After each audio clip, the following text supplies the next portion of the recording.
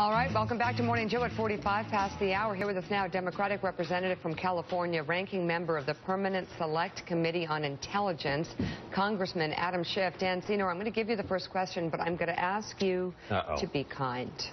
You have to cradle Congressman Schiff and be careful with him today. I will. Because he's dealing with a trifecta. He's dealing with a driver's license, a boyfriend, and college hunting all at once. Mm-hmm. And not him. I'm going to deal with an angry daughter because I gave up all that. I was talking about his daughter. Yeah. Right. You know, all at once. He got a more nurturing intro than I did in the last segment. Yes, he did. Yes, and that is ideological. Okay, there you go. Unbelievable. She's honest about it. Ideologically motivated. Right. Fair and balanced. Circumstances do make me very fragile. Right. Yes, exactly. It was loving. You know, it's like a bear hug. Yes, it was a bear hug. I got a punch in the face. Well, there you go. Cool. Here's another punch in the face. Take it away. First question. We just read an editorial about concern about the what some would argue is a lackluster effort in Syria addressing ISIS. I think before now the debate within the administration has been, do we address a crisis that is really a human catastrophe and a huge risk for America to get involved, or do we just let it sort itself out? And I think what you're seeing now in Europe and you're seeing elsewhere is when you have thousands of people with European and American passports that can travel back and forth to this place that we've basically left untouched, basically since 2011, it's a dangerous world because they're getting training, they're getting indoctrination, they're planning attacks, and they're coming into our communities to plot attacks.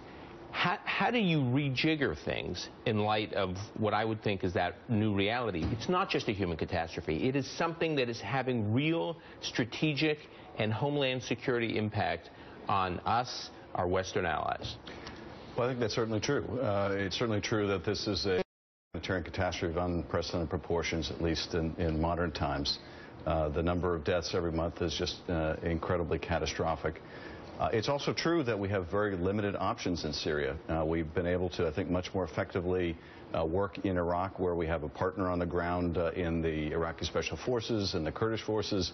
There are a lot more and better options in Iraq. Syria is tough. I don't think the criticism in the Washington Post is justified in the broader counterterrorism effort. I mean, everyone understands Iraq and Syria are a magnet for jihadis, and they're a problem when these foreign fighters go back, as we're seeing in Paris and in Belgium.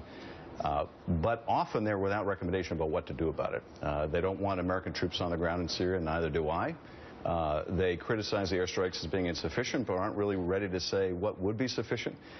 It's tough, and I think the administration has properly, although it is frustrating, had to prioritize Iraq because there was simply no other way, because we don't have the partners on the ground in Syria. We do have some partners on the ground now in Syria, but very few, and more in the south than in the north, where they have been effectively picked off by both the regime and by the Islamist fighters.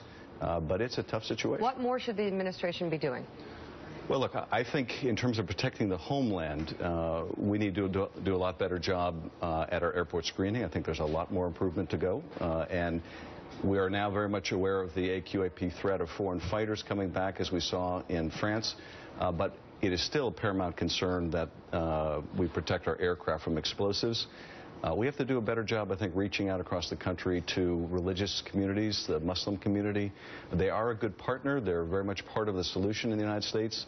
We're fortunate that we don't have, as they do in France and Belgium and many of the European countries, these balkanized communities, isolated, alienated. But we can still do a much better job with the free flow of information. Congressman, as Dan points out, there's a theme developing here where people in Europe travel to Syria, they get training, they get arms, they get what they need to carry out these attacks, and then they return to Europe and kill people. How big a concern is that for you as someone on the Intelligence Committee here in the United States, and what are we doing to stop those people from doing it here? It's a tremendous concern, and you can see the challenge that they have in Europe. In some respects is greater than what we face, because per capita they have a lot more foreign fighters, and even non-per capita they have more foreign fighters. And it's an enormous challenge to track them. We have very low visibility in Syria when they get there as to who they're affiliating with, and we have a little better visibility when they try to come back. But you got to get it right all the time. And often when people do come back from Iraq or Syria, unless you have good insight in what they were doing there, they may not be subject to arrest. They may have legitimate reasons for going to help with humanitarian causes, or, of course, they may have very illegitimate reasons. And what we're seeing in Belgium right now with these arrests are people that the Belgian authorities have said they had under surveillance, they had under watch for some time. Right. And obviously... Same in France. But they also they had these two guys hours. Under surveillance in France. They also say they were hours away from some sort of attack. Congressman Adam Schiff, thank you very much. Dan